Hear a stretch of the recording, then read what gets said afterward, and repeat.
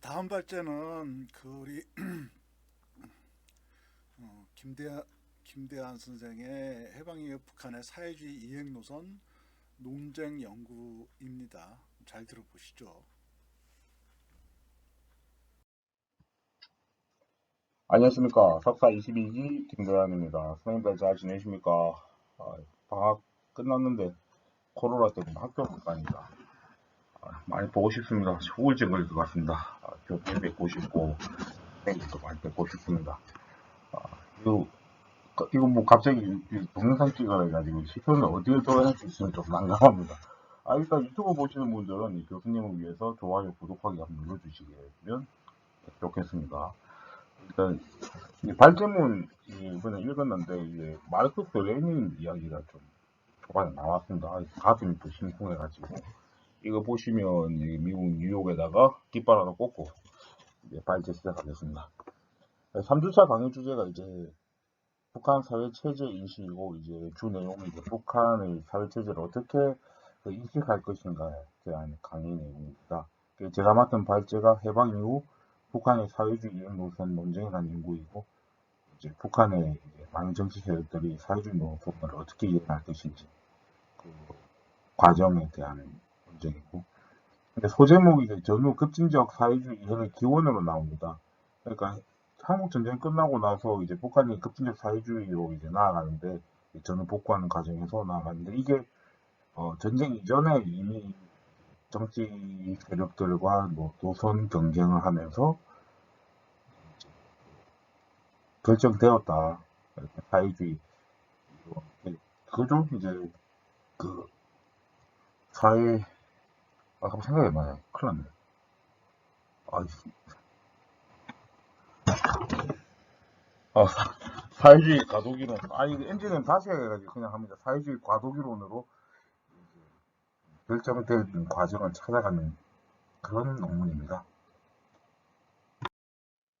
논문에 나오는 목차입니다. 목차는 이제 그 5가지 구분이 되고, 서론에서는 이제 여러 가지 내용이 나오는데, 이제 10분 안에 끝날 요약을 해야 하니까 간단하게 하면, 이제 비자본주의 발전 노선하고 이제 사회주의 과도기론, 이거 2개 정도 비교하는 정도로 서론을 하고, 그 다음에 이제 해방 이후 이제 정치 세력들의 사회주의 노선을 보면 이제 사회주의 추구하는 세력들이 이제 어떠한 이제 발전 노선을 잡았는지, 이제 그 서론에 나오는 비자본주의 발전론과 사회주의 과도기론 둘 중 어떤 입장을 선호했는지를 찾아보는 과정입니다.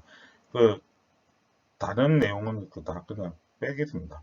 그리고 세 번째 이제 비자본주의 발전 노선으로 처음에 통일돼가지고 통일을 뭐 하기보다는 조선공산당은 약간 사회주의 과도기론이었지만은 대부분 주류가 비자본주의 발전 노선이었기 때문에 이쪽으로 해서 이제 정책을 입각해서 만들어 가는데 갑자기 사회주의 과도기론으로 전환하고 급 진화하게 됩니다.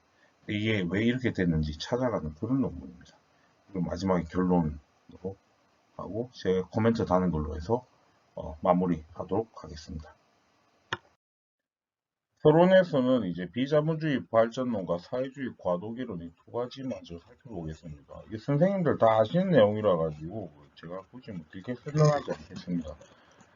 비자본주의 발전론 같은 경우에는 이제 뭐 식민지 조선이 뭐 자본주의 발달이 뭐 미약하니까 이민주주의 기초해가지고 과도기함 해가지고 뭐 생산에 끌어올리는 수단 좀 만들어 놓고 사회주의 과정은 뭐 사회주의 과도기로는 뭐 아이고 식민지 그 상황이 그나마 그래도 좀 이게 또 이게 지금 식민지 건드려보면 되는데 그 식민지 때 그냥 그나마 그 자본주의 요소가 좀 있었으니까 그래도 이제 그걸 바탕으로 해서 사회주의로 나아가자 뭐 이런 내용입니다. 그냥 해방 이후 이제 북한의 각 정치 세력들의 사회주의 이행 노선에 대해 살펴보겠습니다.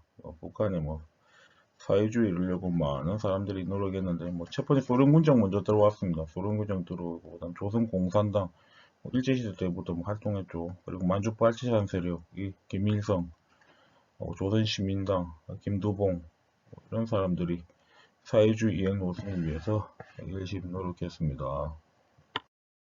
그러면 이제 하나, 둘, 셋, 넷, 네 가지 세력들의 이제 어떤 주장을 했는지 아까 설명에 나온 거 2가지로 살펴보겠습니다. 소련군정은 이제 비자본주의 발전론 이고 조선공산당은 이제 사회주의 과도기론입니다. 그래서 나중에 토지개혁 시기에는 이제 비자본주의 발전론으로 좀 전향을 하는데 그래도 이제 다수는 이제 사회주의 과도기론으로 가고 있습니다. 만주파시스한 세력은 이제 비자본주의 발전론이고 조선시민당도 비자본주의 발전론으로 이제 하고 있습니다. 앞서 살펴봤듯이 이제 네 가지 정치 단체가 이제 사회주의 노선을 가지고 이제 경쟁을 하는데 대부분 이제 비자본주의 발전 노선으로 의견이 수렴됩니다. 그래서 이제 1946년 토지개혁 시기를 좀 살펴보겠습니다. 1946년 3월 5일에 토지개혁 시기를 보는데 토지개혁 방법과 대상을 두고 좀 갈등이 있습니다. 이 갈등이 좀 재밌는 게 일단 사회주의 계열하고 이제 민족주의 자본주의 계열하고 갈등이 있는데 사회주의 계열 내에서도 갈등이 또 있고 또 북한이 주둔하고 있던 이제 소련 군정에서도 갈등이 있습니다.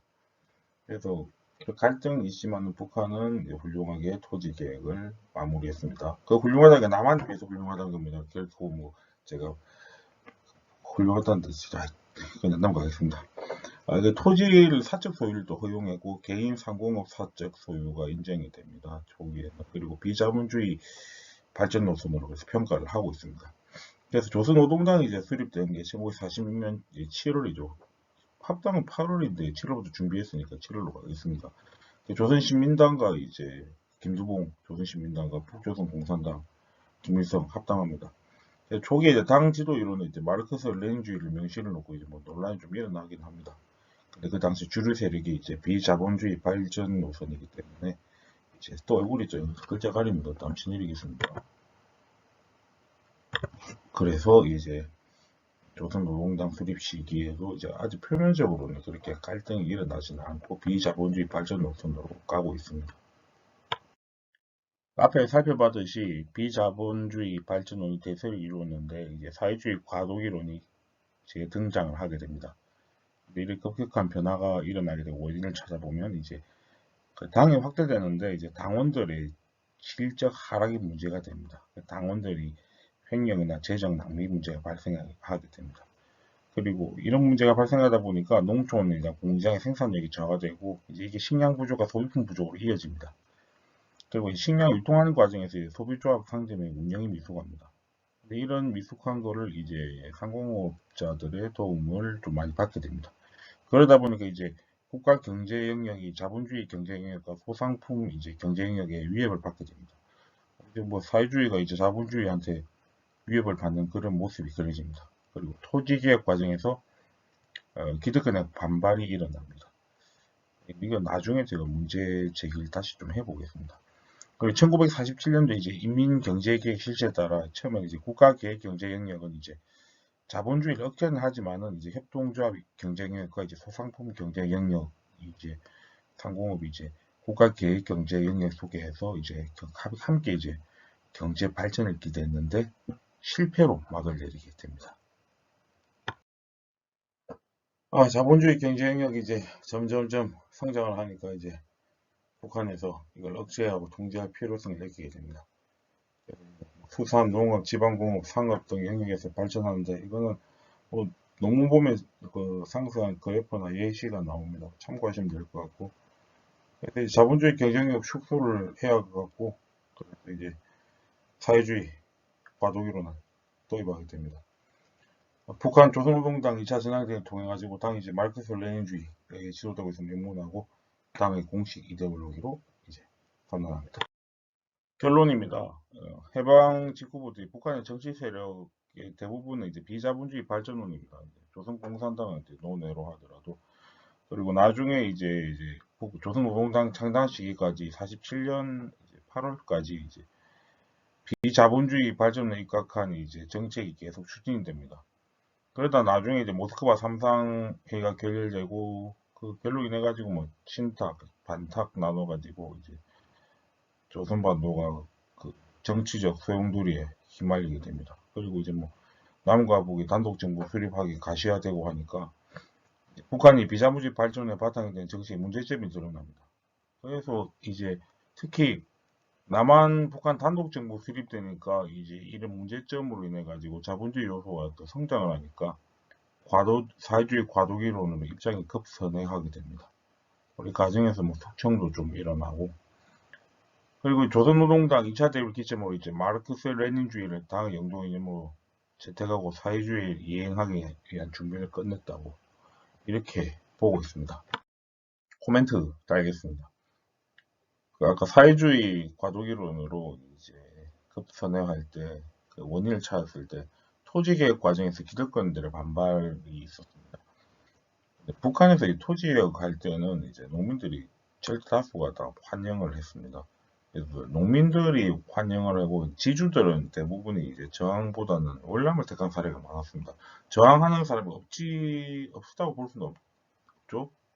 황해도나 강원도 쪽에 있었는 걸로 알고 있는데 대부분이 이제 저항을 했고, 그리고 그 당시에 정치 세력들이 이제 농민들의 지지를 얻기 위해서는 토지 개혁에 적극적으로 나섰는데 북한이 사회주의 과도기론의 토지 개혁 과정에서 반발이 미칠 영향이 많을까요?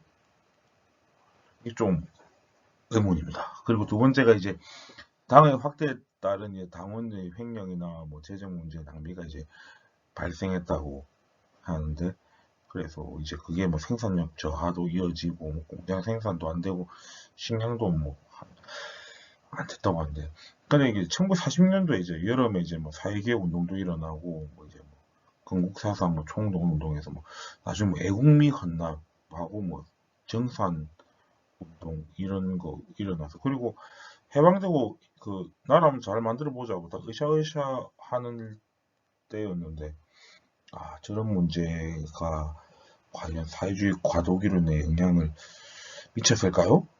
그것도 좀 의문입니다. 그리고 물론 그 당시에 그 토지개가 김일성이 뭐 다 먹니 많이 말이 나긴 했지만은 그래도 좀 생각을 해보게 됐습니다. 그리고 이제 노선 변경에 따른 소련의 역할과 입장인데, 그 처음에 소련이 이제 그 사회주의 가도기론을 안 가죠. 비자본주의 발전론의 입장으로 이 재산 주장하고 있습니다.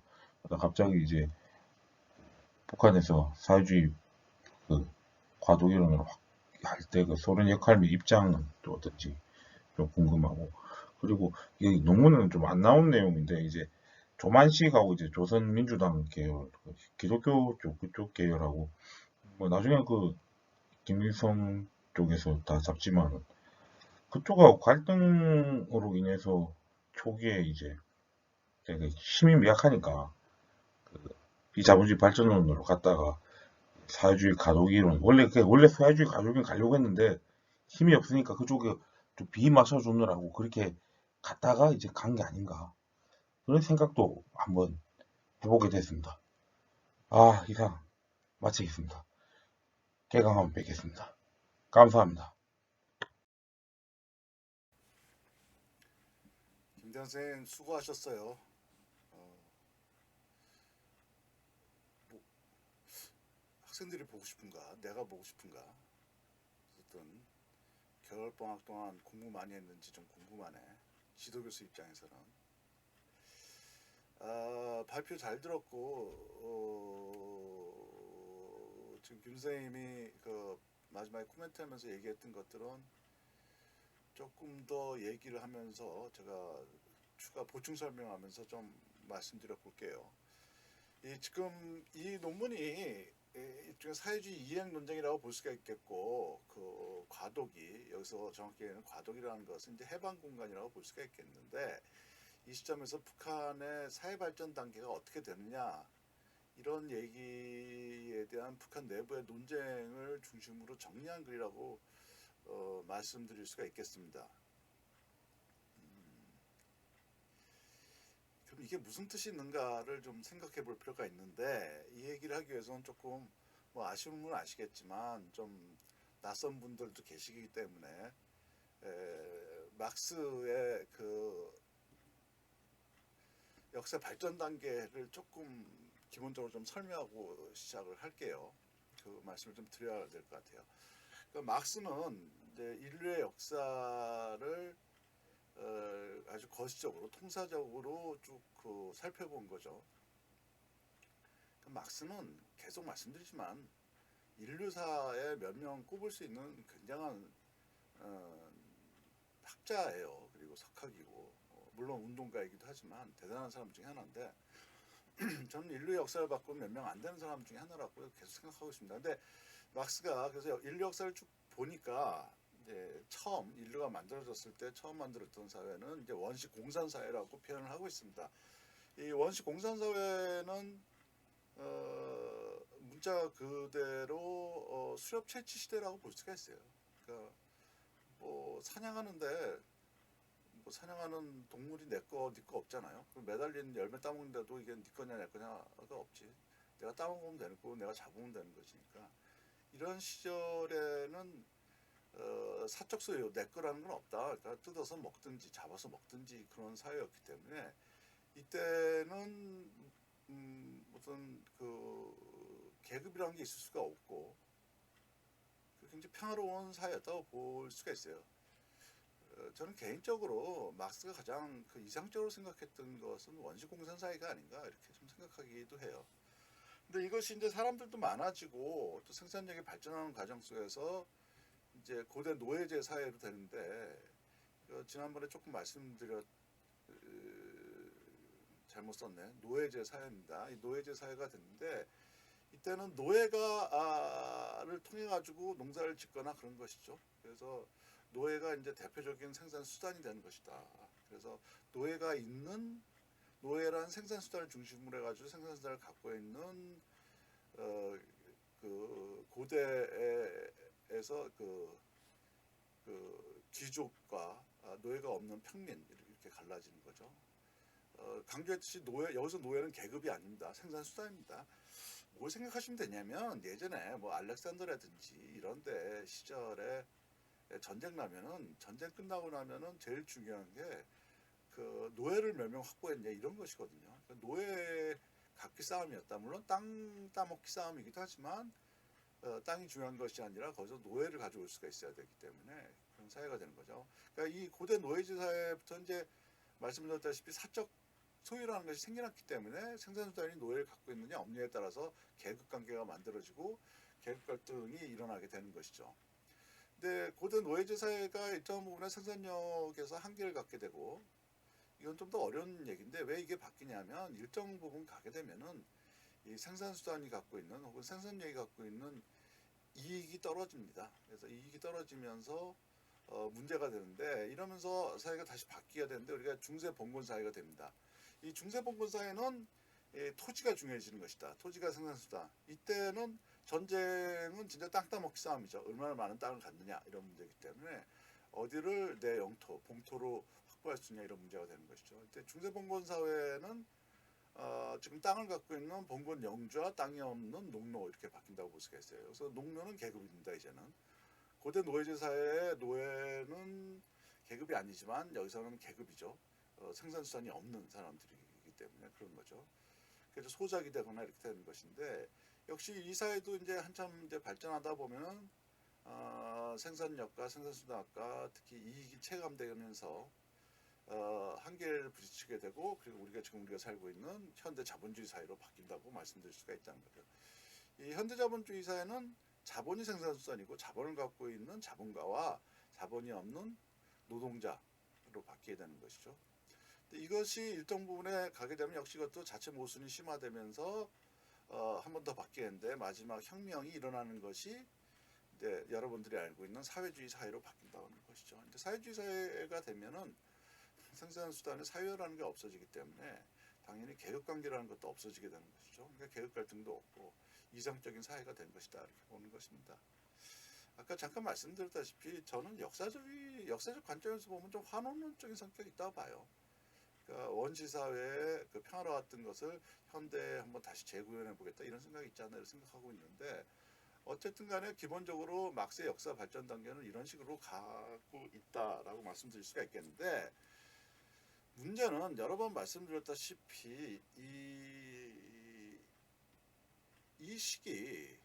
시기가 이 중세 봉건 사회에서 무너지는 것까지 맞는데 이 막세 도시에 보면 자본주의 사회를 거쳐서 사회주의로 넘어가야 되거든요. 그렇지만 소련을 비롯해 가지고 현실적으로 사회주의 사회라는 것은 이 현대 자본주의 사회가 별로 발전되지 못했던 사회들이다. 그렇다면은 좀 고민이 되는 거죠. 전통적인 막스 도시법은 틀려지기 때문에 그것은 사실은 북한뿐만 아니라 소련에서도 굉장히 좀 논쟁이 많았어요. 그러니까 자본주의 단계를 거쳐서 가야 되는 것인지 아니면 자본주의 단계를 거치지 않고 바로 사회주의로 넘어갈 수가 있다. 이런 식의 논의가 있었다는 것이죠. 이것이 사실은 북한에서만 있었던 것이 아니라 현실 사회주의, 계속 말씀드린 국가사회주의에서 자본주의가 발전되지 않은 사회에서 사회주의가 발생했기 때문에 막스의 고전적인 거, 우리 교과서적인 틀하고 달라졌을 때 이 해석을 어떻게 해야 되는 것은 논쟁이 됐다라고 말씀드릴 수가 있다는 것입니다. 이것이 사실은 북한에서도 반복이 됐다. 이렇게 좀 봐야 된다는 것입니다. 이런 그 백그라운드를 봤을 때 이 해방 공간, 그러니까 소위 그 48년도부터 해서 시작됐던 혹은 뭐 45년도부터라고 볼 수가 있겠지만 어쨌든 이 공간에서 북한에서 이 논쟁이 왜 일어났냐라는 것인데 이 성격은 말씀드렸다시피 자본주의를 통해서 가야 되느냐 자본주의적을 통하지 않고도 사회주의로 갈 수 있다 이 논쟁이라고 볼 수가 있다는 거죠. 이것은 이제 이론적인 논쟁이기도 하지만 현실적인 차원에서는 왜 문제가 되냐는 것인데 뭐 어떤 식으로든지 사회주의로 가면 되지 않겠냐 이렇게 생각할 수가 있겠죠. 자본주의를 거쳐서 가든 안 가든 뭐 궁극적인 목표가 사회주의 국가라고 한다면 꼭 이걸 통해서 가야 되겠냐 이거에 대해서 뭐 의아하게 생각할 수가 있겠지만 현실에서는 그렇지 않기 때문에 그렇습니다.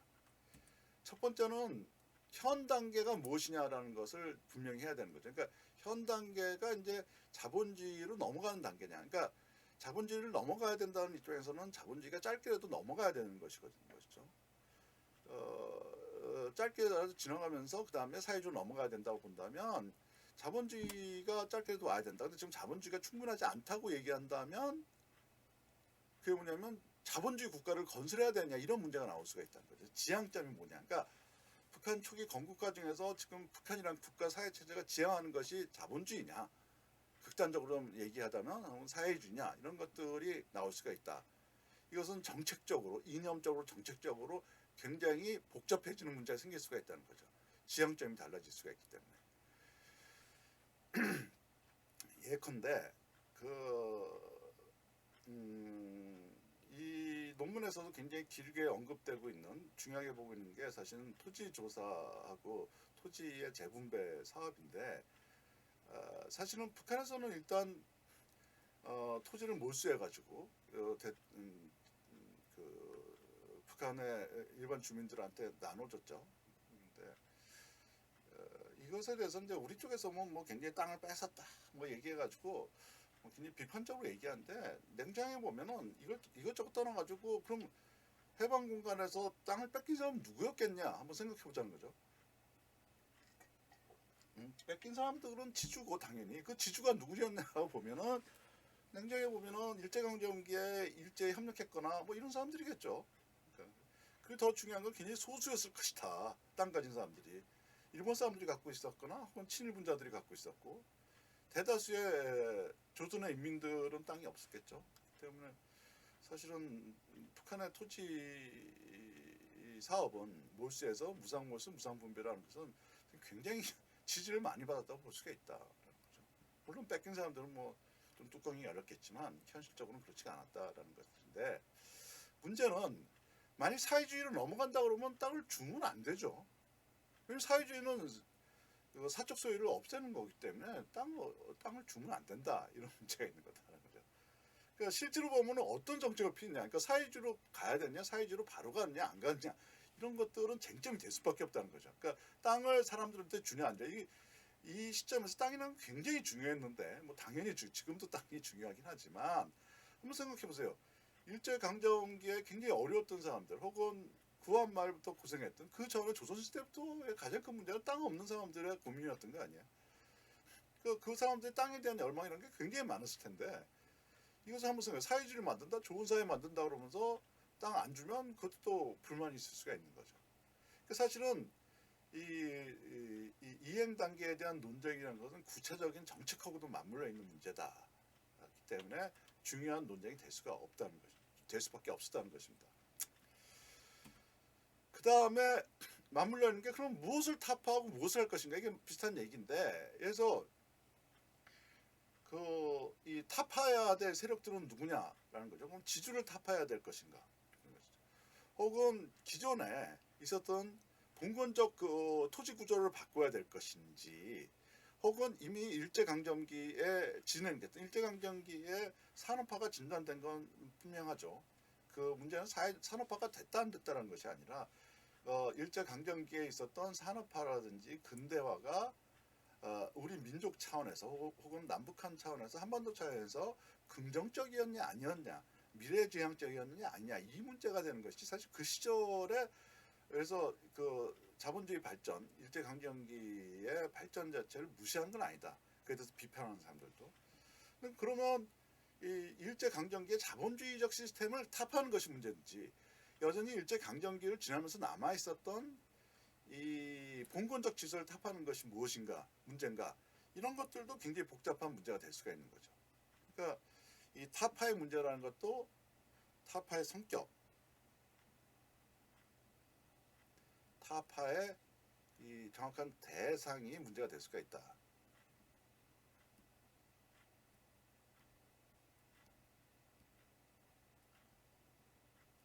이것은 대상이라는 게 사람을 얘기하는 게 아니라 정책을 포함한 것입니다. 그래서 이 시점에서는 이 의미가 있다는 것이고 이거와 연결되는데 누가 적이고 누가 동지인가 이런 것들이 문제가 될 수가 있다는 거죠. 뭐 일본 일제 잔재 이건 당연히 적용이 되겠지만 이 누가 동지인가 하면 좀 복잡해집니다. 그러니까 일제 강점기에 뭐 소규모의 자본가라든지 이런 분들도 계실 수가 있었기 때문에 이런 사람들은 예를 들어 민족 자본가라고 쳐보자 이거죠. 그러면 이 자본주의를 단기간이라도 자본주의를 가겠다면 이 사람들은 동지가 될 수가 있는 것이고 왜냐하면 일제를 타파해야 되고 일제 잔재를 청산해야 되고 이렇게 되기 때문에 그렇지만 사회주의로 넘어가야 된다 그러면 민족 자본가든지 양심적 자본가든지 이런 사람들도 다 타파의 대상이 되고 적이 되는 것이죠. 그리고 이 과정은 또 누가 주도할 것인가? 사회주의로 넘어가다면 노동자 농민이 주도해야 된다고 볼 수가 있는 것이고 그래서 이 주도의 문제까지도 좀 연결돼 있다는 거죠. 그리고 이제 이 끝에 좀 나오니까 남조선 인민과의 통일 문제 이런 거 남조선은 어떻게 봐야 될 것이냐 이런 것도 이제 연결돼. 여기서는 그게 많이 안 돼 있지만 굉장히 중요한 논쟁이기도 하다. 그래서 이제 자본주의가 타겟이 된다면 남조선도 타겟이 될 것이고 남조선도 극복의 대상이 되는 거죠. 그럼 뭐 많이 들어보셨겠지만 통일전선 전술을 한다면 남조선에 누구하고 잡을 것인가 이렇게 될 것이고 그럼 통일이라는 게 무슨 의미를 갖게 되는 거죠. 북한에서는 통일이라는 말을 그렇게 많이 안 썼습니다. 특히 건국 초기부터 초창기에 전반기에는 북한 입장에서는 우리가 생각하는 통일은 북한 입장에서 해방이 되는 거죠. 해방이라는 것은 사회주의를 완성하는 것이지 남북한을 합치는 게 중요한 것이 아니다. 그 얘기는 무슨 얘기냐면 남한의 노동자 농민은 우리하고 다르지 않는가 될 수가 있는 거죠. 이것까지 좀 포함되어 있다. 그러니까 이 시기에 그 사회주의 논쟁이 굉장히 치열하게 진행됐다는 것은 이런 것들이 내포하고 있기 때문에 그렇습니다. 단순히 현실적인 문제들 뭐 얼마큼 됐느냐 안 됐냐 반발했냐 안 됐냐 이것도 있겠지만 기본적으로 이런 그 어떤 정책을 피느냐 앞으로 어떻게 가야 되겠냐 이런 문제하고 밀접하게 연결돼 있기 때문에 이제 문제가 됐다. 그리고 논쟁이 치열하게 진행됐다고 봐야 될 것 같습니다. 그리고 제가 이 시기를 얘기할 때 꼭 굉장히 강조하는 것들은 뭐냐 하면 좀 우리 처음부터 계속 얘기했지만 우리 입장에서 보지 말고 당시 역사적 현실이라든지 뭐 제가 북한 입장을 꼭 강조하자는 게 아니라 그냥 지금 나와 있는 적대적 남북 관계, 북한을 타자화시키고 이런 식으로 좀 보지 말자. 방금 말씀드렸다시피 북한의 토지개혁 대다수가 지지했다. 반대한 사람들은 지주였다. 그럼 내려온 사람들은 누구였냐? 지주일 것이다. 라는 것이죠. 땅 뺏겼으니까 뭐 북한은 살기 어려웠었겠죠. 적개심도 많았을 것이고 그 보면은 이런 것들 예를 들면 제가 그걸 예를 많이 드는데 그 시점에서 봤을 때 이 의미, 이 사회 변화의 의미라는 것은 지금 시점 혹은 타자적 입장에서 보는 거고는 달라질 수가 있다는 거죠. 어쨌든 이 논문은 이런 것들에 대한 것들을 정리하고 있다고 볼 수가 있어요. 그래서 단순히 이론적인 것뿐 아니라 이제 초기에 북한이 현실 구성되어지는 과정에 대해서 굉장히 중요한 쟁점이었기 때문에 그 차이점들을 좀 정확하게 이해하실 필요가 있겠습니다.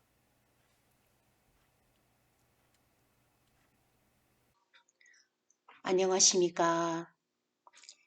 북한 체제 변화에 대한 제2사회 개념의 적용 가능성 분석에 대해서 발제를 하게 된 박사 과정 19.5기 정영희입니다.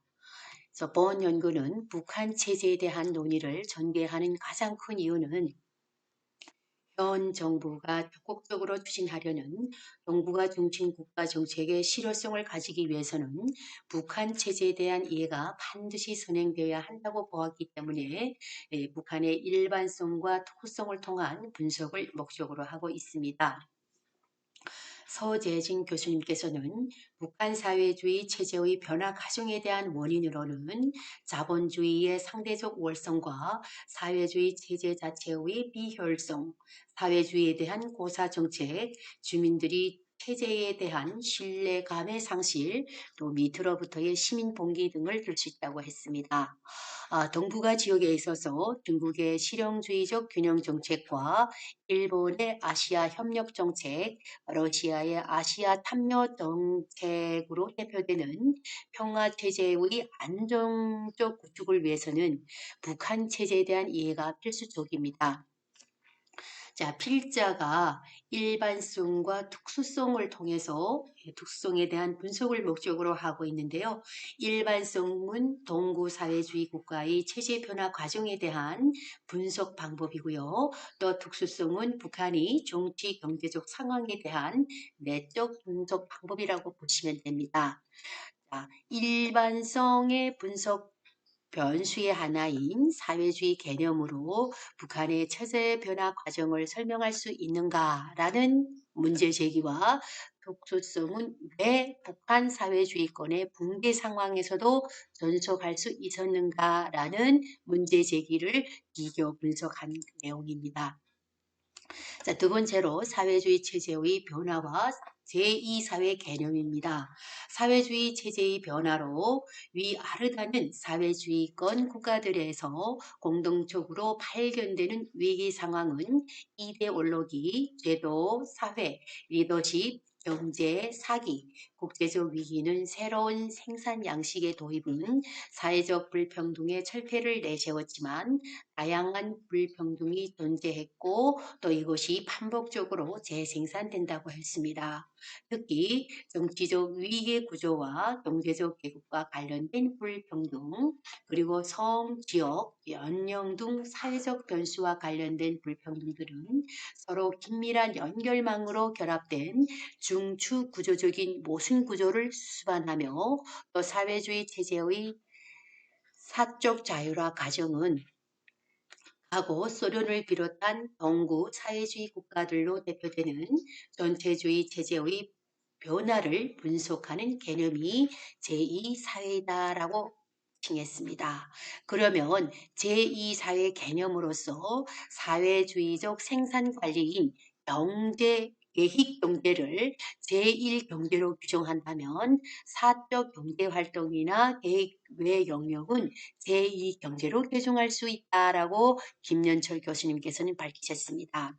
또한 그리스만은 소련식 사회주의 체제의 계획 경제에 속하지 않는 부분을 제2경제로 지칭하고 또 직접적으로 사적 이득을 추구하거나 실정법에 기반되는 것을 인지하는 상태에서의 모든 생산과 거래 활동을 충족시켜야만 성립한다는 개념을 제시합니다. 세 번째로 사회주의 체제에 대한 성격 규정과 또 8월 종파 사건과 정치, 경제적 노선과의 관계입니다. 이우영 교수님께서는 북한 체제를 보는 4가지 견해를 제시하셨습니다. 첫 번째로는 북한 체제를 1인 독재 체제를 규정하는 것으로 전체주의를 통한 북한을 인식해야 되고, 또 둘째로는 권력 유지와 행사 과정을 중심으로 북한을 전제적 국가로 보는 견해로서 북한 체제를 표현하는 말은 봉건적 국가와 가부장 국가, 신정 국가다. 또 세 번째로는 명령국가 혹은 유격대 국가로 북한 체제를 보는 입장으로 북한의 권력 구조를 중심으로 보는 것이고, 또 마지막 네 번째로는 사회주의 체제의 하나로서 북한을 보는 입장으로 북한이 채택한 사회 발전 전략이 사회주의 산업화이기 때문에 사회주의 국가이며, 또 김일성이 중심의 지배 체제는 스탈린주의한 유형으로 파악을 할 수가 있다라고 했습니다. 자, 그러면 8월 종파 사건과 북한이 정치, 경제적 노선과의 관계입니다. 북한이 정치적, 경제적 노선을 이해하기 위해서는 1956년에 조선노동당 중앙위원회 8월 전원회의에서 김일성을 중심으로 한 지배 집단과 반대 세력 간에 벌어진 집단적인 권력 투쟁에 대한 분석은 종파주의에 대한 이해로부터 출발을 해야 합니다. 한국 전쟁 직후 소련과 중국은 경제 전략과 정책 결정에 있어서 북한에 대한 압력을 가중시켰고, 또 이런 소련파나 연안파를 통해서 1953년 8월 당중앙위원회 제6기 전원회의에서 중공업 우선, 또 경공업, 농업이 동시적 발전 정책과 농업협동화 정책 등 전후복구 노선으로 제시되었지만, 연안파와 소련파는 또 이러한 정책에 대해 반대 의사를 표명하면서 벌어진 권력투쟁에 관한 사건이다. 이렇게 보시면 될 것 같습니다. 자, 그러면 요일지도 체제화의 사회주의 계획 경제의 진행 과정입니다. 1951년부터 1961년까지 제1차 5개년 계획과 설리마 운동, 청산리 방법이 도입되었던 시기입니다. 그리고 1961년부터 1970년대까지는 제1차 10개년 계획과 대안의 사업 체계들, 그리고 독립생산제 실시, 상업망의 국가 독점화의 구축입니다. 그래서 1961년부터 70년 사이에는 많은 변수들이 있었습니다만, 또 이런 변수들을 극복을 해나고 또 이런 것들을 구축을 했다, 이렇게 보시면 될 것 같습니다. 1971년부터 76년까지는 인민경제발전 6개년 계획을 실시를 했습니다. 그리고 78년부터 84년까지는 제2차 7개년 계획과 연합기업소 체계의 도입과 세금 제도 폐지, 요일적 자금 공급 체계 완성과 또 중공업 우선 발전 정책을 추진했습니다. 1994년부터 97년까지는 완충기 시기로 보는데요. 그때 당시에 고난의 행군 시기에 산업 정책에 있어서 어떻게 보면 북한에서 제일 어려움에 직면한 시기라고 보시면 됩니다.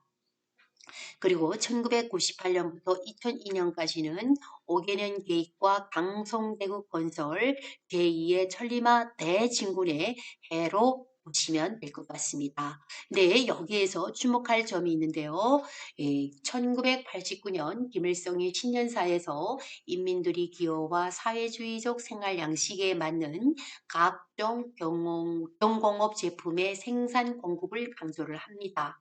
그리고 낮은 선봉 지역을 자유경제무역지대로 선포를 했고, 또 함경북도에 있는 청진항을 자유무역항으로 지정을 했고, 또 국경을 인접하고 있는 지역을 자유경제무역지대로 편입을 하는 무역과 대외경제협력이 확대 발전을 시켰다는 점에 주목할 점이 있습니다. 그리고 대내적인 요인으로 보면 1970년대 초반부터 4대 군사 노선의 강화로 국방건설과 중공업 우선 발전 전략이 부담을 많이 빠졌었고 또 70년대 후반부터는 전반적인 공급 부족의 현상이 나타났습니다. 그리고 80년대에 88년도에는 세계 청년 학생 축전을 대비한 무리한 건설 투자로 인한 부담이 늘었었고 또 90년대에 들어와서 94년도에 김일성이 사망을 하는 등 일로 해서 북한이 경제 위기는 굉장히 어려웠다 이렇게 보시면 됩니다. 그러면 네 번째로 경제 개방과 경제 개혁 부분을 통해서 본 제2사회의 적응입니다. 경제 개방과 경제 개혁의 실상입니다. 북한 경제의 핵심은 중앙당의 통제를 통한 계획 경제 체제에 있으며 경제 주체는 당 조직과 국가입니다. 경제 개방은 대체적으로 대외 경제 관계의 확대나 대외 자본의 유지를 의미하는 반면에 경제 개혁은 경제 부분에서 관료적 조정 체계를 약화시키고 시장적 조정 형태를 강화시키는 중앙계획 경제의 변화를 지칭하는 것이라고 김연철 교수님께서는 논했습니다. 북한이 경제 개방 중 김정일 권력 숭배로 당정을 맡는 대신에 전문 관료들에게 권한을 위임함으로써 형식적으로 국정 책임 분산을 도모하면서도 실질적으로는 자신이 유일한 권력에 가철될 수 있도록 구조를 마련하였는데 이것이 일명 김정일이 군사주의화와 경제적 실용주의의 동시 축으로 나타났다고 김종석 교수님께서는 밝히고 있습니다. 그러면 여기에서 제2사회 개념의 적용 가능성은 북한 체제에 대한 악영향이 미칠 것을 우려하여서 남북한 당국 차원의 경제 교류 협력을 부정하는 태도를 견지하면서도 비공식적으로는 한국 기업의 진출을 적극 수용하려는 이중성을 보이고 있다고 최신님은 논하고 있습니다. 자, 경제개혁을 수반하는 체제 변화를 내포하는 제2사회 개념의 직접적인 적용은 사실상 불가능할 수밖에 또 없으며 또 남한의 입장에서 상호주의를 남북경제교류 협력에서 반대급부로 기대할 수 없는 상황이 전개야말로 김정일 체제 유지, 강화를 위한 도구로 전략할 수밖에 없다는 비판적인 시각이 설득력을 가질 수 있는 근거가 되었다고 합니다. 그래서 어제 필자는 마지막 결론에서 또 첫 번째로는 1956년 8월에 종파 사건으로 인해서 제2사회, 제2경로로 경제로 나아갈 통로가 실제 차단이 되었고 또 둘째로는 경제개발과 경제개혁 조치가 동구식 경제개혁은 불가능한 것으로 판단이 되었고 또 경제개방은 소극적 자기방어적 경향을 띠는 관계로 부진한 실정이었다 이렇게 보시면 됩니다. 그래서 사회주의 체제를 설명하는 이제 제2사회의 개념을 북한에 적용시킨다는 것은 매우 부적합하며 일반성을 적용하는 것이 북한의 유일주도 체제 하에서는 많은 문제점들을 노정하기 때문에 점중적 상호주의 전략만이 아닌 상응 전략을 병용할 필요성으로 판단을 한다는 진단하에 마지막 마무리를 했습니다. 그래서 발제자의 코멘트로는 왜 북한에 대한 일반적인 견해에서 더 접근하려고 하지 않았는가 그리고 북한을 특수성의 기인에서 보는데 더 적합하다고 하는지가 좀 이제 의문이 들었습니다. 그래도 마지막까지 경청해 주셔서 감사합니다.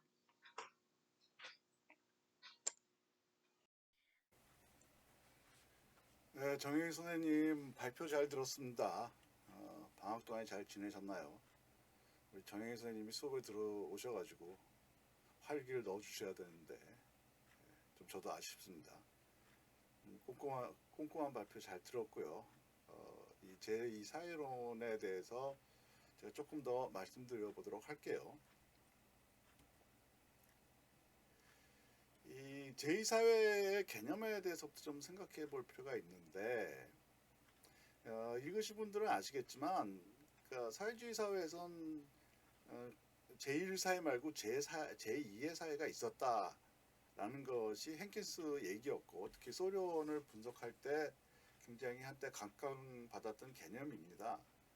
그러니까 겉으로 보이는 공식적으로 돌아가는 사회 시스템하고 다른 게 있었다라는 것인데 이게 체제 전환 소련이 와해되고 사회주의가 이제 몰락하는 거를 설명하기 위해서 볼 때도 썼는데 이 개념을 가지고 이제 북한에 적용시켜서 보려는 시도들이 있었습니다. 여기 발표에도 나왔지만 통일연구원장 했었던 서재진 박사님 그분도 이제 사회학 하신 분인데 이분이 또 다른 사회인가 뭐 그래가지고 책도 하나 쓰셨고요. 그래서 그때 좀 각광을 받았던 개념인데 그래가지고 북한을 볼 수 있겠느냐라는 것이 저자의 질문입니다.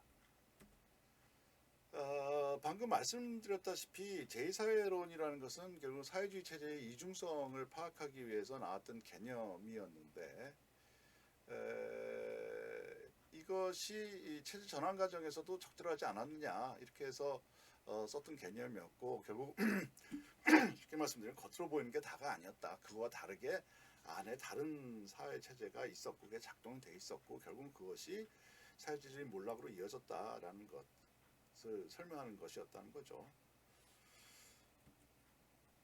근데 이 제2사회 개념이 그 소련의 변화 과정이라든지 사회주의 이중성을 설명하는데 굉장히 유용한 개념인 건 분명합니다.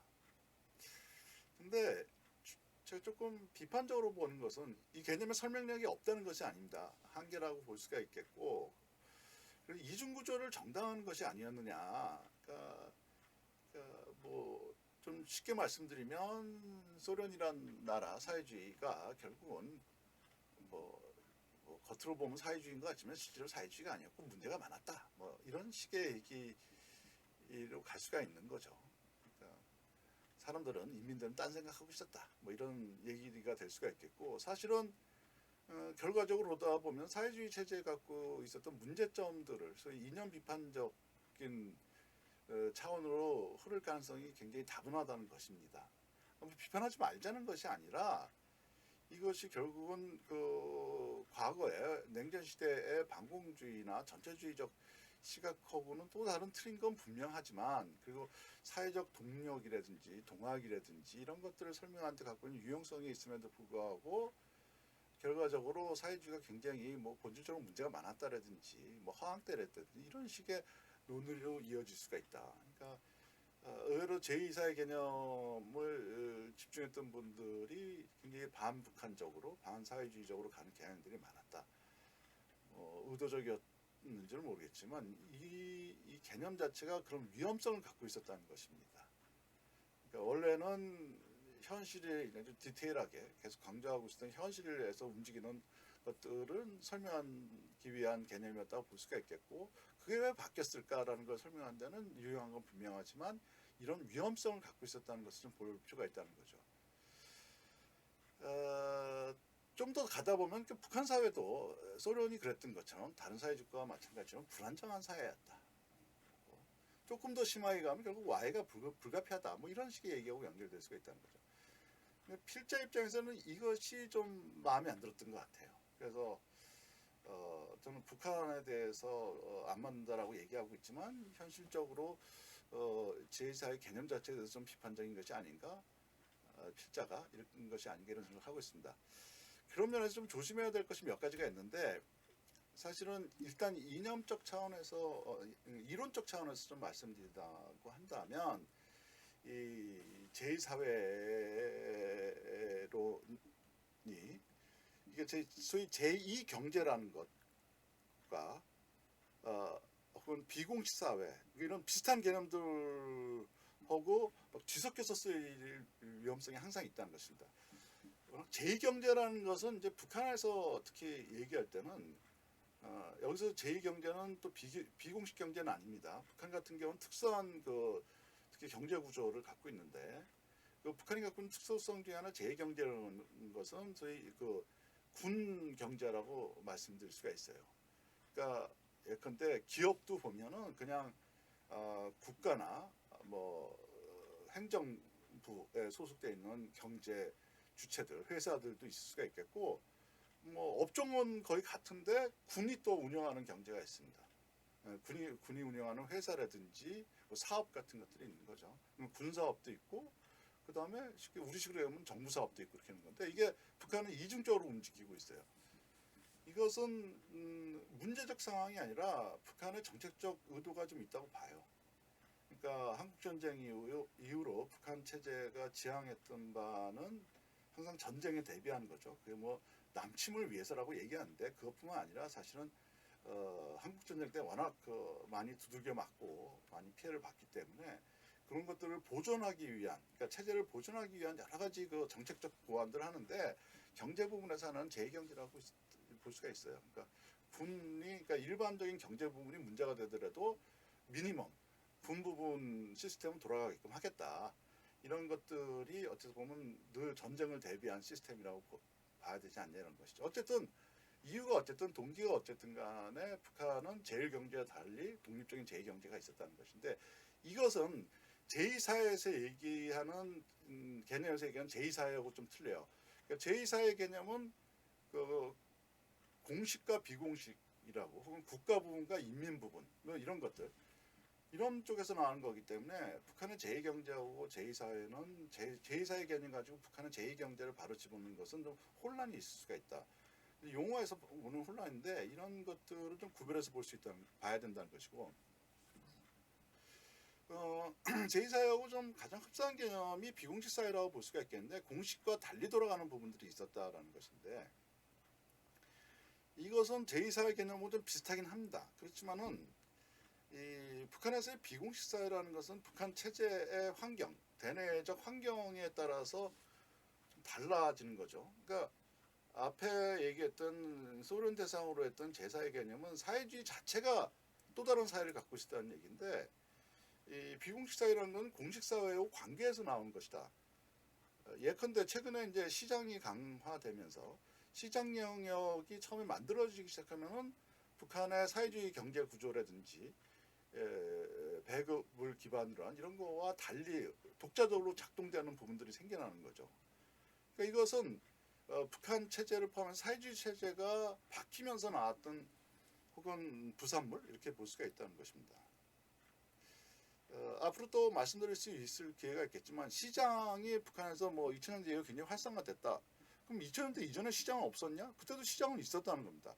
그래서 사회주의가 계획경제나 배급을 기반으로 한 사회주의 경제라는 것이 기본이고 메인이긴 하지만 그 부분에서도 시장은 있었어요. 왜냐하면 계획경제 가지고 보완이 필요한 부분들인데 계획으로 100%안 되거든요. 그러니까 근데 그런 부분들은 시장이 있었다. 계속. 그거는 사회주의 경제체제와 안 맞는 것이 아니고 사회주의 계획경제를 보완하기 위한 차원에서 있었던 것인데 2000년대 이후는 이제 사회주의의 공식 부분, 특히 계획경제를 대체하고 있거든요. 그러면서 보면 비공식 부분, 비공식 사회라는 것은 사회주의 체제의 성격 변화에 따라서 성격이 변해지는 뭐 위상이라든지 범위라든지 이런 것이 달라진다는 거기 때문에 말씀드리는 제2사회 개념하고는 좀 틀리다고 좀 봐야 되지 않겠냐 이런 것이죠. 그래서 이런 유사 개념들을 좀 구별해서 좀 봐야 된다. 그러니까 제2사회 개념을 쓰게 됐을 때 조금 더 조심을 좀 해야 된다는 것입니다. 그리고 이 글을 하나 덧붙여서 얘기하면 이 필자는 이제 북한에서 제2사회가 안 된다고 개념이 안 맞다고 얘기를 하면서 증거를 들면서 북한의 강력한 유일지배 체제를 얘기하고 있습니다. 근데 북한의 그 유일지배 체제가 특히 이제 60년대에 종파 투쟁을 통해 가지고 완벽한 이제 정말 완벽한 그 권력 집중이 이루어지는 거죠. 그러니까 물론 김일성은 계속 지배를 하고 있었지만 60년대까지만 하더라도 김일성과 일종의 그 다른 파벌들이 계속 있었죠. 그런 것들이 일종의 연합적인 성격이 좀 있었는데 이제 60년대 이제 68년도 이렇게 지나가면서 이게 완전히 딴 세력들은 없어지고 저는 김일성과 그의 친구들이라고 얘기하는데 이 친구들을 중심으로 해서 다시 그 재구성됐다라고 얘기를 하고 있습니다. 그래서 이것은 좀 다르게 봐야 된다. 다른 그 사회주의 체제가 좀 틀리기 시작했던 것인데 그것이 이제 그래서 유일지배 체제가 되는 거죠. 그래서 유일지배 체제가 굉장히 중요한 건 맞지만 유일지배 체제라는 것이 굉장히 일사불란하게 김일성과 그의 친구들, 저는 그의 친구들이라고 늘 표현하는데 그게 빨치산 그룹이 되겠죠. 그러니까 저는 그 김일성과 그의 친구들이 완전히 빨치산 그룹이 완전히 권력을 장악하면서 북한 사회를 전체적으로 포섭하게 되는 절대 권력을 갖게 되고 이런 것들이 된 건 분명히 맞다. 그리고 그건 굉장히 중요하다. 그리고 말씀드렸다시피 다른 사회 취지에서 보기 굉장히 어려웠던 것이다.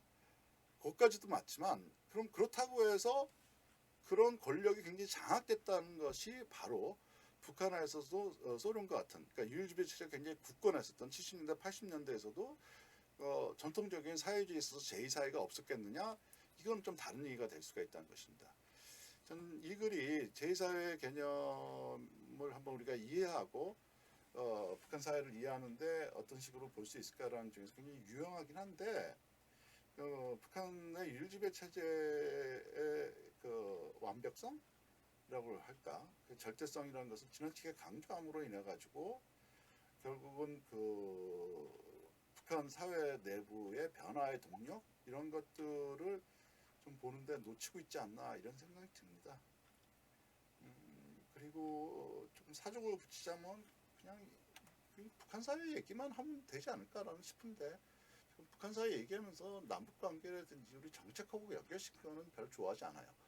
이 글은 또 쓸데없는 부분이 좀 있지 않나 싶은데 그럼에도 불구하고 어쨌든 제2사회 개념을 통해서 북한 사회를 보는 것은 어떤 장단점이 있을까라는 것을 생각해 보시는 계기라는 측면에서 제가 좀 읽어보시라고 말씀드린 것입니다.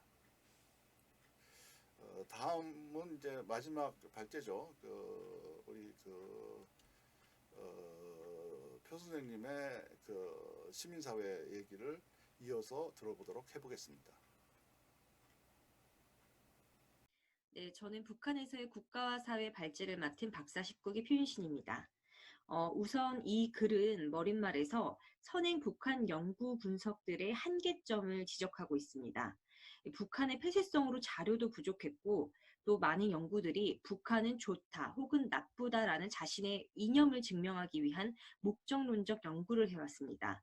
또 학문적으로는 정치학 중심으로 편향성이 짙었고 국내적으로 법적, 제도적 제약도 컸습니다.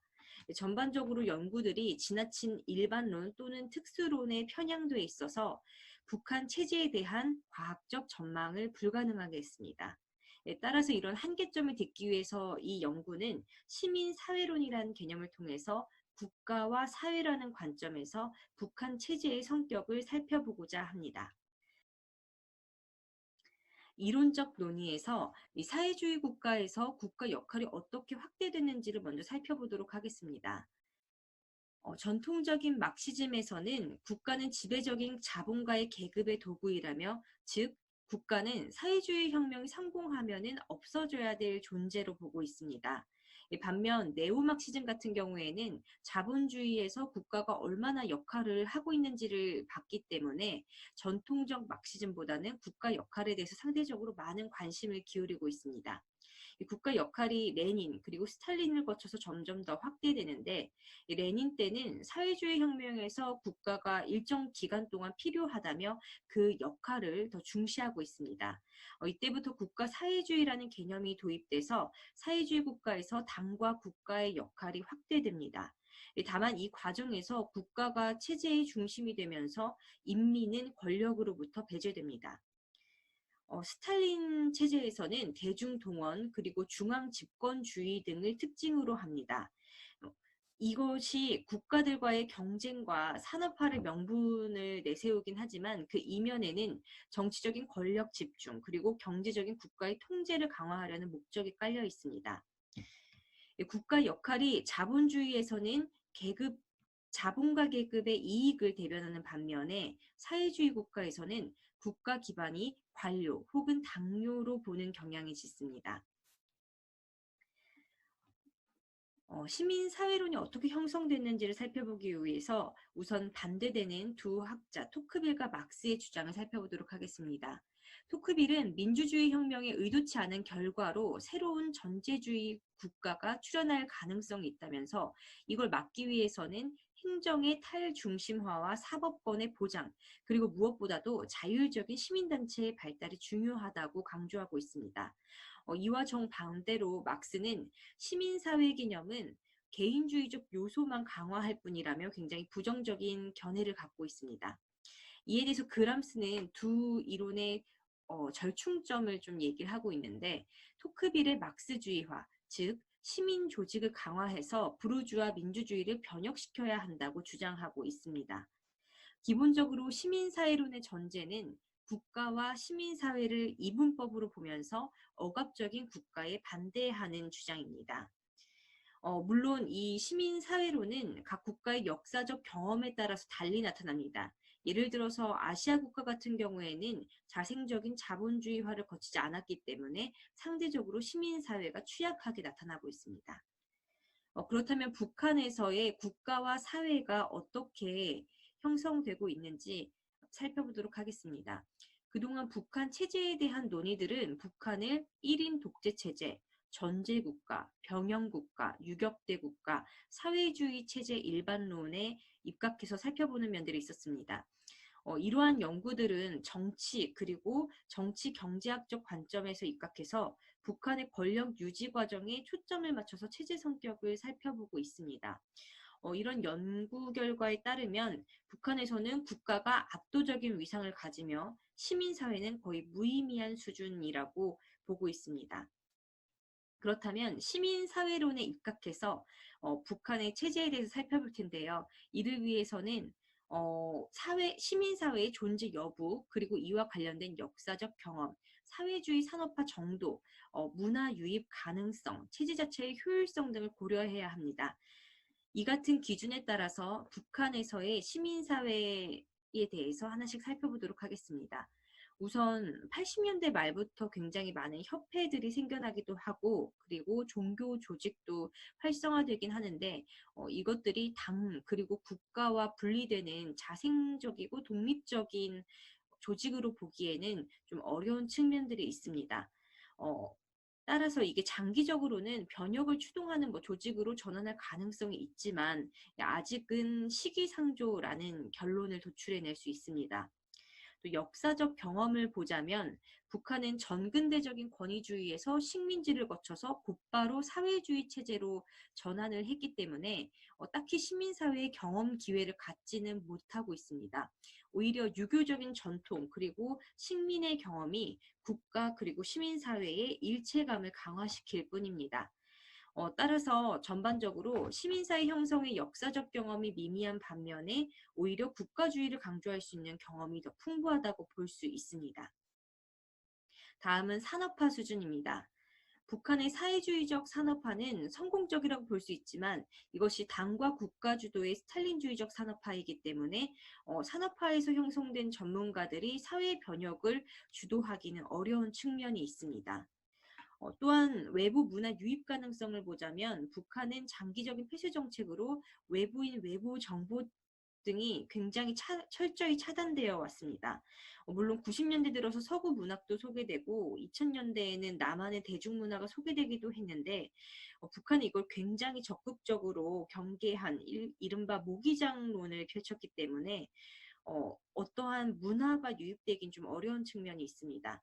하지만 장기적으로 정보기술이 발달되면서 외부 문화가 퍼질 가능성은 조금 더 크다고 할 수 있겠습니다. 북한 체제 효율성은 굉장히 높은 편입니다. 물론 군 같은 강력한 물리력도 있거니와 유일 지배 사상 그리고 주체 사상 등을 통해서 강력하게 사상 통제를 하기 때문에 이러한 점들이 체제 효율성을 뒷받침한다고 할 수 있습니다. 또한 앞에서 살펴봤듯이 항일 투쟁의 경험, 사회 발전 전략 성공도 체제의 정당성을 부여하고 있습니다. 하지만 이 글은 북한의 경제난이 극복되지 못한다면 체제 통합 효율성도 언젠가는 위협을 받을 것이라고 전망하고 있습니다. 전반적으로 북한에서 아직까지 시민사회는 발달하지 못했고 따라서 국가와 분리되는 시민사회가 추동된다고 보기는 어려운 측면이 있습니다. 하지만 기존의 일반론적인 연구들이 북한의 변화를 설명하기는 굉장히 어려웠기 때문에 향후 북한의 체제 변화에 대한 이론적인 근거를 제시할 수 있다는 점에서 이 시민사회론이 어느 정도 함의를 갖는다고 이 글은 결론을 짓고 있습니다. 표 선생님 발표 잘 들었습니다. 깔끔하게 정리를 잘 해주셔서 고맙습니다. 사실은 이 제가 쓴 글인데 이 글을 왜 쓰게 됐냐 하면 그 북한 연구에 있어서 좀 이론적인 프레임을 좀 써봐야 되지 않겠냐? 뭐 이런 얘기들을 오래전에 좀 했었어요. 그래서 그거에 관련된 좀 뭐 책을 하나 만들어 보자. 저희 학교에서 좀 얘기를 했었던 것이고, 그래서 각각의 이론적 입장을 맡아가지고 쓰게 됐습니다. 제가 또 사회학 하니까 또 시민사회론 가지고 북한 분석이 유용한가 한번 검토를 해봐야 되지 않겠냐라는 것인데, 사실 지금은 좀 달라졌지만 이게 벌써 한 10년도 넘은 글인데, 뭐 북한 사회에서 시민사회에 적용해가지고 설명하는 것은 좀 여전히 좀 어렵지 않나? 뭐 이런 생각을 했었어요. 뭐 또 제가 맡았으니까 또 써야 되니까 그래서 한번 좀 검토를 해보자라고 생각했던 거죠. 그러니까 워낙은 시민사회론 가지고 북한의 변화나 북한 체제를 설명해야 되는데 그거 지금 잘 안 될 것 같으니까 한번 그 가능성만이라도 좀 검토하자 이런 의지 뜻에서 좀 쓴 논문이라고 말씀드릴 수가 있겠네요. 그러다 보니까 한번 전체적으로 지금까지 계속 제가 강의에서 말씀드렸던 것들을 한번 리뷰를 쭉 해봤고 그거에 따라서 한번 적용을 시켜본 거죠. 근데 이 글을 썼을 때는 좀 가능성만 봤다면 현재 시점은 이제는 시민사회론 가지고 적용을 해가지고 설명하면 훨씬 설명력이 좀 더 커졌을 수도 있다고 봐요. 한번 그런 식으로 좀 이 글을 좀 이해해 주셨으면 좋겠고, 어쨌든 지금까지 오늘 이번 주 강의를 쭉 정리하면서 한번 북한 사회에서 앞으로 어떤 연구들을 해야 될 것이고 어떤 식으로 해야 될 것인가를 좀 정리를 해서 좀 말씀드려 보겠습니다. 앞에 여러 논문에서 나왔는데 지금 북한 사회, 뭐 북한 연구 전체에서 굉장히 그 중요하게 고민해야 될 것은 이건 뭐 별로 좋아하지 않는 표현이긴 하지만 북한은 여러 가지 악조건이라는 것은 예컨대 지정학적인 위치, 그러니까 한국하고 대결하고 있고, 그리고 미국 중심의 냉전 구조에서 최전선에서 있는 이런 재정학적인 위치도 있겠고, 그리고 또 땅덩어리도 좁죠. 인구도 적고 뭐 자연 조건도 굉장히 좋지가 않다. 예컨대 쿠바하고 비교하는데 앞으로 얘기할 기회가 좀 있겠지만 쿠바는 자연 조건은 좋잖아요. 제가 농담처럼 춥지는 않잖아. 그러니까 뭐 연료는 필요 없지 않나 이런 생각이 들고, 예전에 이제 체제 전환 과정에서 좀 더 연구를 하고 그랬을 때 저희가 한번 오래전에 쿠바를 갔었어요. 근데 쿠바가 북한하고 비슷한 고민들 혹은 어려움들을 겪었고, 북한이 그 고난행군을 겪었던 비슷한 시기에 쿠바는 비슷한 원인 때문에 굉장히 고난행군과 비슷한 쿠바에서 이제 특별한 시기, 스페셜 피어리드라는 표현을 쓰는데 굉장히 어려웠죠. 식량도 어렵고. 근데 그때 쿠바가 그런 위기를 타게 하는 몇 가지 그 대응이 있었는데 그 중에 하나가 관광이었고, 이제 부분적인 개방이었고, 또 하나가 유기농이었어요. 그래서 유기농에 대해서 굉장히 주목했었는데 저희가 쿠바의 그 유기농 농장 처음 시작했던 데 가서 물어봤어요. 유기농이란 어떻게 뭐랄까 좀 깜찍한 아이디어를 어떻게 생각하게 됐냐 이게 궁금했던 것인데, 그 시점이 막 유기농 붐이 일어날 때 전 세계적으로 그럴 때니까 제가 보기엔 굉장히 적절한 타이밍에 유기농으로 갔던 것이 좋았지 않나 이렇게 해서 물어봤었는데 답이 좀 허무하더라고요. 비료가 없어서 그랬다. 유기농 하고 싶었던 것이 아니라 비료가 소련하고 끊어지면서 비료가 안 들어오니까 어쩔 수 없이 유기농으로 갔다 이렇게 이 얘기를 하더라고요. 그래서 좀 허무했었는데 또 한편으로 생각해 보면 쿠바의 갖고 있는 자연적 조건 자체가 이 비료 없이도 어느 정도 할 수 있었던 것이 아닐까 이런 생각했습니다. 어쨌든 자연적 조건이나 국제적인 지정학적인 위치에서도 북한 굉장히 안 좋은데, 그리고 북한 입장에서는 굉장히 많은 국방비를 쏟아 넣어야 되고, 그럼에도 불구하고 여전히 유일지배 체제를 유지하고 있는 것이 뭘까라는 것은 북한 연구하는 사람들한테 굉장히 중요한 의문이죠. 관심사이기도 하다. 그러니까 북한 체제에 뭐가 특별하길래 또 혹은 위기에 어떻게 대응했길래 북한의 유지배 체제가 여전히 유지되고 있는가 이런 것이 이제 북한 사회 연구에서도 굉장히 중요한 관심사라고 말씀드릴 수가 있다는 거죠. 좀 깊게 보면 이제 동의 기제 문제인데 이건 앞에서 좀 말씀드렸지만 그러니까 우리가 그 전체주의적 사고가 개가지 문제가 갖고 있는 것 중에 하나가 그냥 국가라든지 혹은 지배층, 당국가 체제가 사회 구성원도 일반적으로 물리적 억압이라든지 뭐 우리가 옛날에 많이 했던 세뇌라든지 이런 식을 통해 가지고 억압하면서 강제적으로 사람들을 끌고 가고 있다 이런 얘기였는데 실제로 그것만 가지고 70년 넘게 북한식 체제가 유지될 수 있을까라는 것이 의미 있고 그리고 그럼 북한 주민들은 어떤 이유에서 북한 체제에 대해서 동의하고 있는가 이런 것들인 거죠. 동의 기제. 그러니까 북한 주민들이 수용과 동의하는 문제 그리고 그걸 어떻게 북한 체제가 끌어들이고 있고 만들어내고 있는가 이것에 대한 것이 굉장히 관심사라고 말씀드릴 수가 있어요. 그런데 나중에 보게 되겠지만 뭐 그래서 의뢰 같은 거에 좀 의뢰는 뭐 지난번에 그 국제국가에서도 얘기 나왔지만 어쨌든 이런 것들은 여전히 좀 여러 우리가 연구하고 탐구해봐야 될 주제라고 좀 봐야 될 것 같습니다. 그래서 특히 사회적 차원에서 이런 동의 기제에 대해서 좀 연결을 해봐야 되죠. 근데 말씀드렸다시피 쉽지는 않아요. 뭐 자료의 문제라든지 이 부분 주민 쪽 연구하는 것들이 다 어렵기 때문에 고민이긴 하지만 여전히 그래도 이건 중요한 문제이기 때문에 특히 북한 사회 연구할 때 이런 주제에 대해서 좀 고민을 해봐야 된다. 뭐 전체적인 동의 기제가 안 된다 하더라도 부분적으로는 해볼 수 있거든요. 그것들이 있을 것이고 그래서 이 문제가 앞으로 향후에 우리가 연구해 볼 수 있는 또 관심사 중에 하나라고 말씀드릴 수가 있겠고 그 다음에는 체제 전환의 특성입니다. 제가 계속 말씀드렸다시피 그 사회주의 체제, 전통적인 국가 사회주의, 소련 중심의 블록으로 만들어졌고 레닌, 스탈린 시대를 위해서 구축됐던 국가 사회주의 체제가 80년대부터 이제 허물어지기 시작하면서 바뀌는 과정을 체제 전환이라고 한다고 말씀을 드렸는데 이 체제 전환은 그 국가마다 다 다르게 나타나고 있다. 이것도 오늘 계속 말씀드렸던 것이고 그럼 북한의 체제 전환은 무엇이냐 이런 얘기죠. 제가 굉장히 싫어하는 말 중에 하나가 북한이 변하고 있는가 이런 말입니다. 저는 이 말 자체는 맞춤법이 틀렸다고 그러는데 도대체 안 바뀌는 사회가 어디 있고 안 바뀌는 인간이 어딨냐? 바뀌는 건 당연하다.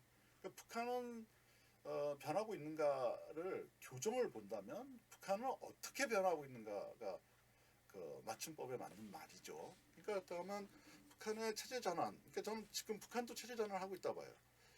그렇게 봐야 되는데 중국도 체제 전환하고 있고 뭐 소련, 구소련, 그다음에 오늘 말씀 루마니아, 불가리아 다 체제 전환하고 있다.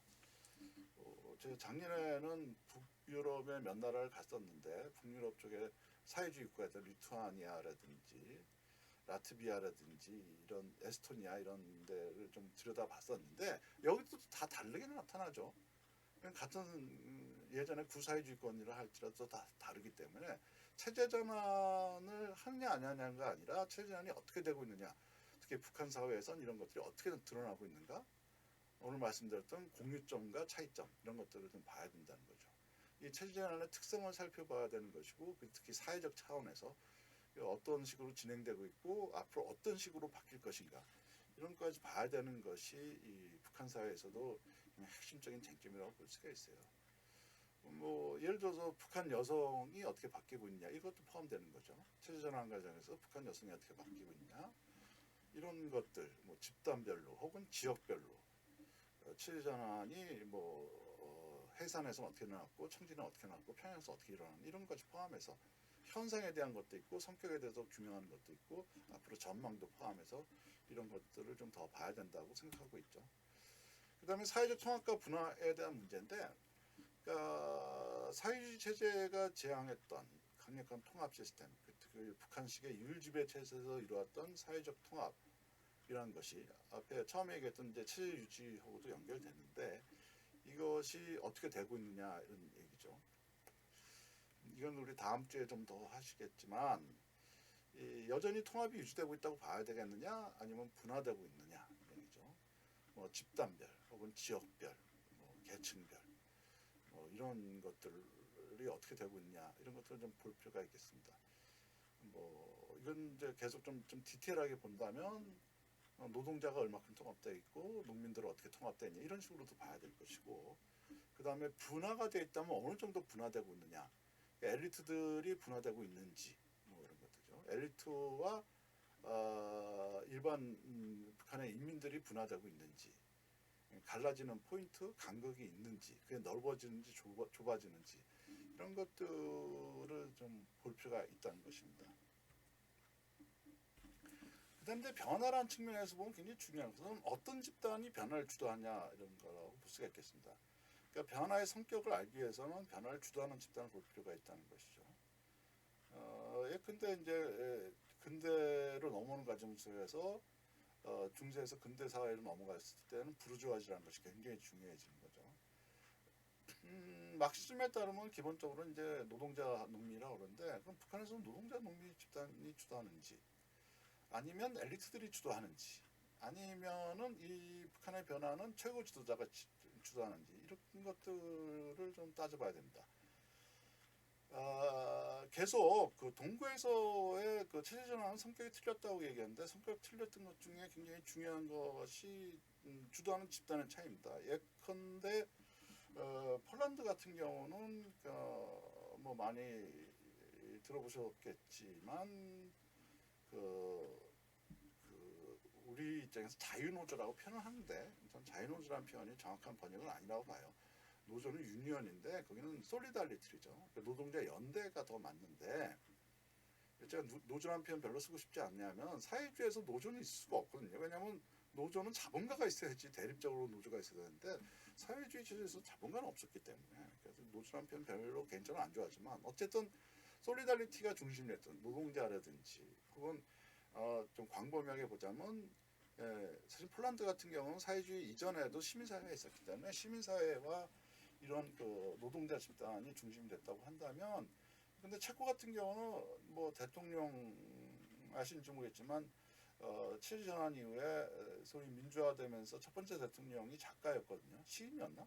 뭐 하멜인가? 뭐 그런데 이런 건 문화예술인이 더 혹은 문화예술인과 엘리트 중에서도 지식인들이 주도했다고 본다면 뭐 소련 같은 경우는 고르바초프죠. 최고 지도자 자체가 변화를 주도했다고 볼 수가 있기 때문에 그런 거였습니다. 그리고 뭐 루마니아 같은 경우는 민중혁명과 비슷하게 갔기 때문에 뭐 이런 식으로 어느 집단이 주도하냐. 그럼 북한은 어느 사회 집단이 중심이 될까? 엘리트일까? 엘리트에서도 특정한 그룹일까? 이런 것들입니다. 뭐 예컨대 많이 주목했던 것이 이제 동구에서도 그렇겠지만은 해외 유학이 있었던 테크노크라트 뭐 이런 집단도 주목했던 적도 있고, 계속 말씀드리겠지만 세대 같은 거 젊은 세대가 될까? 뭐 이런 생각하는 거죠.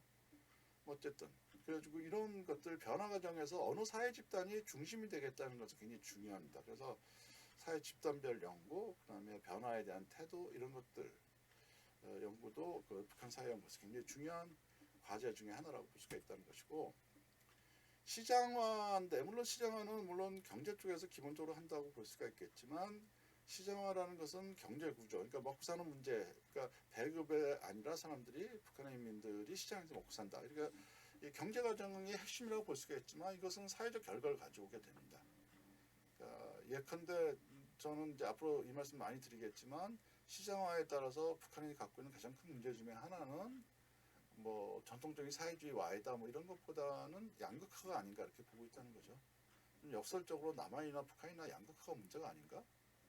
그러니까 뭐 배경 굉장히 틀리지만 결과적으로 보면은 소위 그 글로벌라이제이션의 결과 혹은 사회주의 체제에서는 체제 전환의 결과는 사회적 양극화가 나타나고 있다라는 것인데, 예컨대 이런 걸 포함해가지고 시장화 자체 프로세스뿐만 아니라 그것이 어떤 사회적 결과를 가져오고 있느냐, 뭐 네트워크의 변화가 어떻게 됐냐라든지 뭐 이런 것들이죠.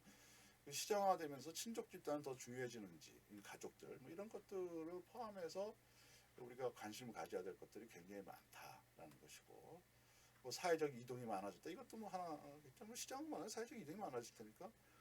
여기에 결합되는 것이 뭐 정보의 유통량, 외부 정보의 수입 이런 것들도 사회적 결과 중에 하나라고 볼 수가 있다는 거죠. 그리고 이런 사회적 결과가 다시 시장에 어떻게 연결되겠느냐, 이것도 굉장히 우리가 관심 있게 보시는 것이 아닌가 이렇게 생각하고 있습니다. 그 다음에 또 하나는 수렴과 분산이라고 제가 한번 적어봤는데, 그러니까 이게 지난 시간에도 얘기했고 오늘도 아까 얘기 말씀드렸는데, 근대화라고 근대 산업국가가 되면 남북한이 공통점 있는 것들이 있기 때문에 과연 그럼 남북한이 전체적으로 수렴되는 것이 아닌가, 수렴론이 나올 수가 있겠습니다. 물론 지금은 남북한의 국력 격차가 워낙 크기 때문에 전혀 다른 사회 같지만 큰 흐름은 비슷해지는 것이 아닌가. 그러니까 남북한의 차이라는 것은 정도의 차이일 수도 있지 않는가, 이런 논의가 있을 수가 있다는 거죠. 농담처럼 얘기하듯이 하는데, 요새 애들 말 안 듣는 거는, 요새 애들 틀린 거는 남한이나 북한이나 차이가 없지 않냐, 이런 얘기 해보거든요. 그런 것도 이제 수렴론적인 입장이라고 볼 수가 있겠고, 혹은 분산된다면 북한은 체제전환하면서 아주 독특한 또 다른 사회 시스템으로 만들어지고 있다라고 볼 수가 있다는 거죠. 아마 북한의 지배층은 그걸 추구하는 것 같은데, 독자적인 사회체제의 건설, 그러니까 예전 같은 혹은 예전에 생각했던 사회주의 국가가 안 된다는 것은 표현을 안 할 뿐이지 다 알고 있다고 봐요. 근데 이 과정 속에서 북한식이라는 것, 그러니까 단순히 정치 구조뿐만 아니라 경제 구조, 사회 구조까지 이런 것들을 지향하고 있다면 결국은 남북한은 점점 분산이 더 높아지는 것이 아닌가, 이렇게 볼 수가 있다는 거죠. 이런 문제도 구체적인 현상별로 좀 볼 필요가 있겠다. 아까 요새 애들 말 안 듣는다라고 똑같다라고 얘기했지만, 북한의 요새 애들과 남한의 요새 애들은 어떤 위상 차이가 있고 어떤 차이가 있는지 이런 것들도 한번 따져볼 필요가 있다는 것입니다. 어쨌든 이 수렴과 분산도 이게 남북 관계, 이거는 통합 논의와 연결돼 가지고 좀 고민해야 될 것들이라고 말씀드릴 수가 있겠습니다. 이거하고 연결되는 것이 이제 하나냐 둘이냐 이런 문제입니다. 그러니까 북한하고 남한은 같은 사이인가 다른 사이인가 이런 문제가 될 수가 있겠는데, 이건 민족 문제하고도 연결되는데 이것도 우리가 나중에 다시 한번 말씀드리겠고 좀 검토를 하겠지만, 뭐 우리는 하나다라고 얘기를 하지만 진짜로 하나인가 이런 생각을 해볼 수가 있다는 거죠. 사실은 지금 뭐 분단된 지 70년이 지났잖아요. 곧 100년이 됩니다. 가지고 하는데 좀 딴 얘기인데, 최근에 이제 올림픽 얘기를 많이 하면서, 그러니까 그 32년도인가 그 서울 평양 공동 올림픽 얘기를 많이 하고 있습니다. 이건 여러 가지 측면에서 좀 검토를 하고 있고 고민하고 있는 것들 중에 하나인데, 그 얘기를 하면서 재미있게 제가 들었던 것 중에 하나가 32년 공동 올림픽을 하면서 공동 개최를 통해서 올림픽을 같이 하면서 이제 45년도에 가면 다시 통일국가를 만든다. 그러니까 1세기 안엔 되지 않겠냐 이런 얘기를 하는 거죠. 근데 그건 참 재밌다고 생각했던 게 뭐냐면 100년이구나 이런 생각했으니까 100년 한 세기잖아요. 그렇다 그러면 이 둘을 한 사회라고 볼 수가 있을까 이런 생각을 하는 거죠. 근데 또 이게 사회 구조적인 측면도 있고 인식이나 의식, 뭐 심성, 저희가 연구하고 있는 마음 포함해서 이런 것들을 포함해서 한번 하나인가 둘인가 이런 것들도 검토해야 될 것이다. 이것 말고도 다른 것들이 있지만 북한 사회 연구나 이런 것들을 하면서 이런 것들을 앞으로 좀 고민해야 되지 않겠냐 이런 생각을 좀 해봐야 된다는 거죠.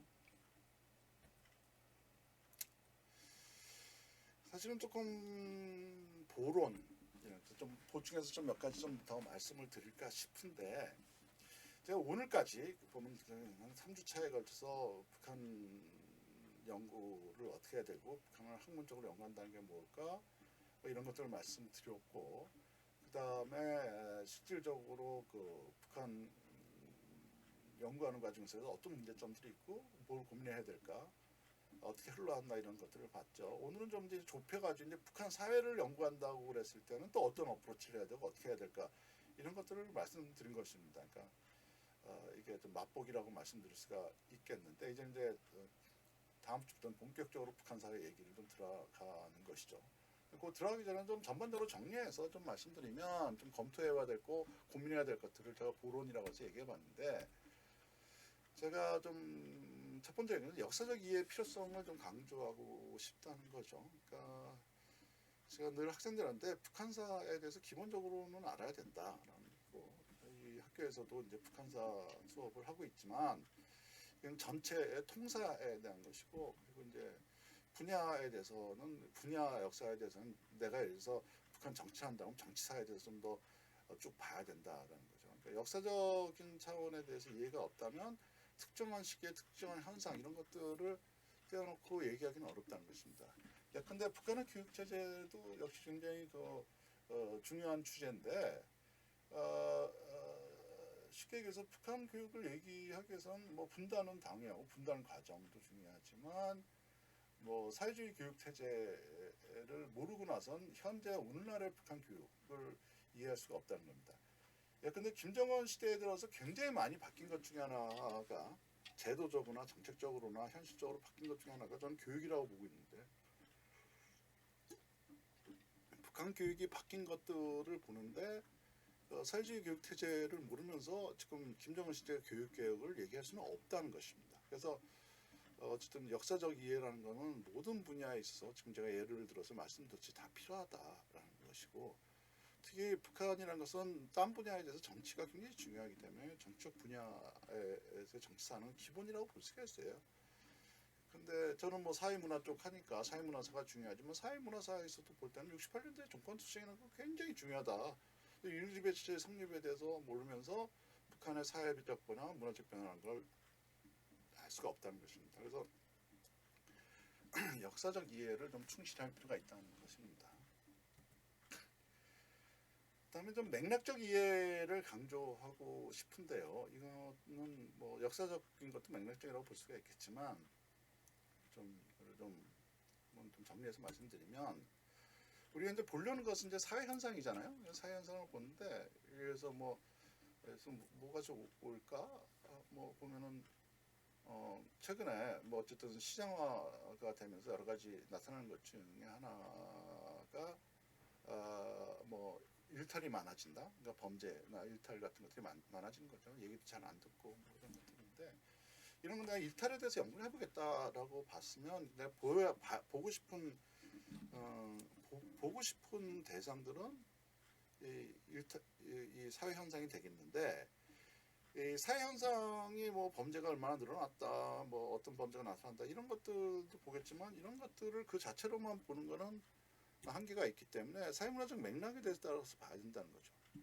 사회문화적 맥락은 여기서 아까 잠깐 잠깐만 예컨대 양극화 문제라든지 뭐 이런 것들이 된다라는 것이고 그 다음에 사람들의 생각이 바뀌고 있다 의식이 뭐 예전만큼 체제에 통합되지 않는다 뭐 이런 것들이 있어야지 범죄 현상을 좀 더 얘기할 수 있는데 그럼 이러한 의식의 변화라든지 양극화라든지 뭐 이런 것들은 어떤 틀에서도 보면 역사 구조적 맥락 속에서 또 봐야 되는 것이죠. 그러니까 역사 구조적 맥락은 굉장히 큰 얘기인데 예컨대 시장화가 되게 됐던 배경 왜 배급 체제가 무너졌느냐라는 거 이제 고난행군 시기로부터 시작해가지고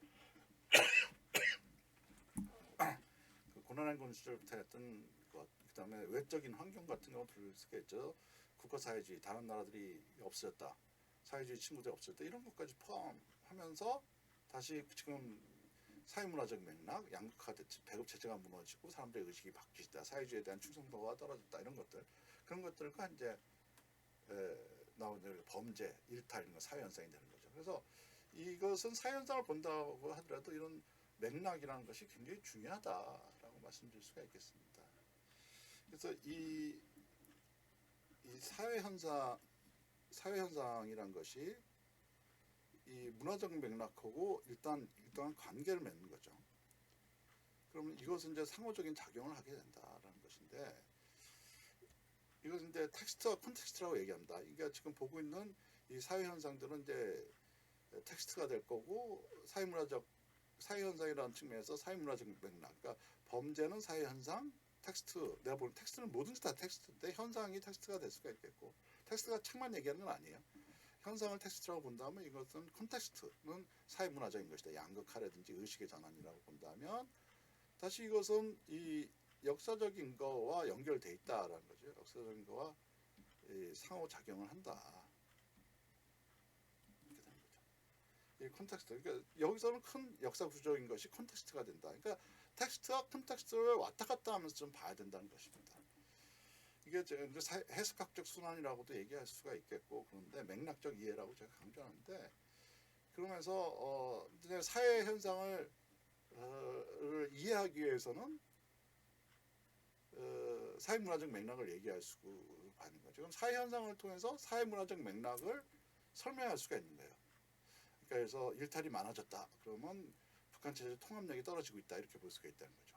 그리고 반대로 일탈이 많아지고 범죄가 많아지는 것은 양극화라는 맥락에서 보면 그 현상을 잘 이해할 수가 있는 것입니다. 그래서 설명과 이해가 왔다 갔다 하면서 맥락적 이해를 해볼 수가 있는데 그걸 그러니까 설명과 이해, explanation과 interpretation이라고 얘기합니다. 그러니까 설명과 이해를 왔다 갔다 하면서 좀 이해를 해야 된다는 거죠.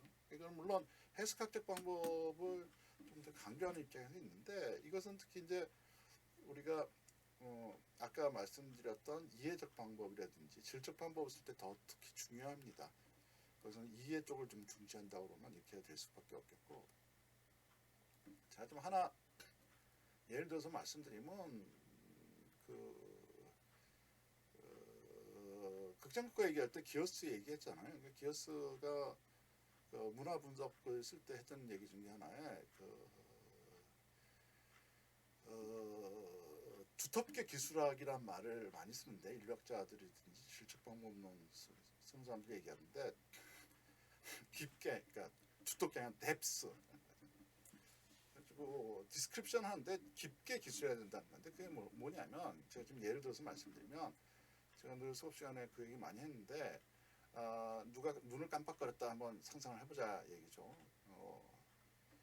근데 예컨대 아까 발제했던 김대한 선생님이 나보고 한눈을 깜빡했다라고 그러면 제가 선생한테 윙크했나? 이렇게 볼 수도 있잖아요. 아니면 저 왜 눈을 깜빡거리지? 돌았나? 뭐 이렇게 볼 수가 있겠고, 아니면 뭐 눈에 뭐가 들어갔나? 이렇게 볼 수도 있죠. 그럴 수도 있고, 눈을 깜빡거리는 현상이라는 것인데 또 어떻게 보면 그냥 눈에 뭐가 들어가 있어 그냥 깜빡거릴 수도 있고, 눈 깜빡하는 것이 그냥 습관일 수도 있어요. 그러니까 뭐냐 이거지. 그 중에서 눈 깜빡거렸다는 현상을 그걸 보기 위해서는 지금 맥락적 이해라는 게 필요하다는 거죠. 그러니까 평소에 선생님한테 압을 많이 했다, 뭐 이런 것들, 뭐 이런 것들이 맥락이 된다는 거죠. 그래서 우리가 보려는 현상은 이제 일반적으로 그 사회 현상에서 이런 것들을 좀 항상 맥락과 그 현상 이런 것이고 텍스트와 컨텍스트를 넘나들면서 좀 볼 필요가 있겠죠. 물론 이런 것들에서 기본 입장이고 내가 중요한 것은 맥락을 중요하실 수도 있고 현상이 중요할 수도 있어요. 자기 초점이죠. 연구 관심사에 따라 달라지겠지만 이런 좀 연구 태도, 인식 태도를 좀 훈련을 좀 하셔야 될 거다 이렇게 말씀드릴 수가 있겠습니다. 그리고 앞으로 이제 보게 될 텐데 논문 오늘도 몇 개 보셨지만 자꾸만 이렇게 꼭 된다 안 된다가 아니라 자꾸 시도를 해서 아까 제가 말씀드렸듯이 이 논문은 어떤 측면에서 썼나 뭐 이런 것이죠. 이것도 마찬가지예요. 논문도 텍스트고 논문이 쓰여지는 건 맥락이 되기 때문에 이런 것들 내가 연구할 때뿐만 아니라 책을 읽고 공부할 때도 혹은 내가 보려는 것들에 대해서 항상 이런 맥락적 이해를 하려는 노력들을 한번 해봅시다. 노력이란 것이 훈련이니까 좀 계속 해보면 또 재밌고 그다음에 좀 익숙해질 수가 있을 거예요. 그래서 이런 것들도 좀 해보셨으면 좋겠다는 것입니다. 어쨌든 이번 주까지 이제 북한사회 연구를 할 수 있는 기본적인 것들이 되겠고 앞으로 이제 남은 기간 동안 좀 이슈별로 북한 사회를 한번 좀 검토해 보도록 해보겠습니다.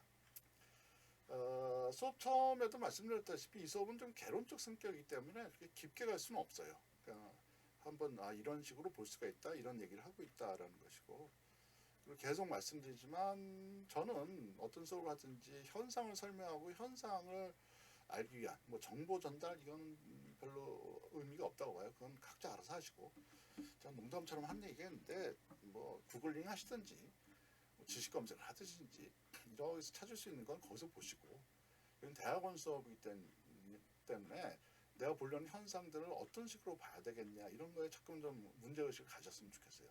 이렇냐 저렇냐라는 것은 딴 쪽에서 보시고 그런 자료들을 어떻게 보고 어떻게 분석하고 어떻게 이해할 수 있겠냐 이런 식의 좀 초점을 맞추어 주셨으면 좋겠습니다. 이번 주 제가 강의로 말씀드릴 수 있는 건 대부분 말씀드렸고요. 역시 마찬가지로 수업 내용에 대해서 모르시는 거 있으면 댓글로 남겨주셔도 되고 그다음에 쪽글에 써주셔도 될 것 같습니다. 그리고 일단은 오늘 수업 처음에 말씀드렸다시피 앞으로 강의를 어떻게 해야 될지에 대해서는 여전히 설왕설래하고 있기 때문에 뭐라고 답을 못 드리겠는데 이 수업이 좀 이런 방식이 좀 마음에 안 든다 그러면 다음 주에는 한번 처음에 말씀드렸다시피 줌으로 실시간에 해볼까라는 좀 생각을 하고 있습니다. 주변 동료 교수들의 상황을 좀 제가 염탐을 하고 엿보기를 하고 그다음에 그런 결정드릴까 싶고요. 어떤 경우든지 간에 그 다음 주 발제는 좀 준비하셨으면 좋겠습니다. 제가 다음 주를 휴강을 할까 말까 고민을 하고 있었는데 지금 상황이 어떻게 될지 몰라가지고 다음 주에 이 온라인이 다 끝날지, 그러니까 4월 6일부터는 오프라인 넘어갈지 안 될지가 여전히 결정이 안 돼 있어요. 뭐 잠정적으로 4월 6일부터 들어간다 그러는데 딴 데도 좀 눈치도 봐야 되고, 그죠? 그러니까 처음 잘못했다가 뭐 덤탱이 있을까봐 좀 걱정도 되고 그런 게 있습니다. 학교 입장에서는.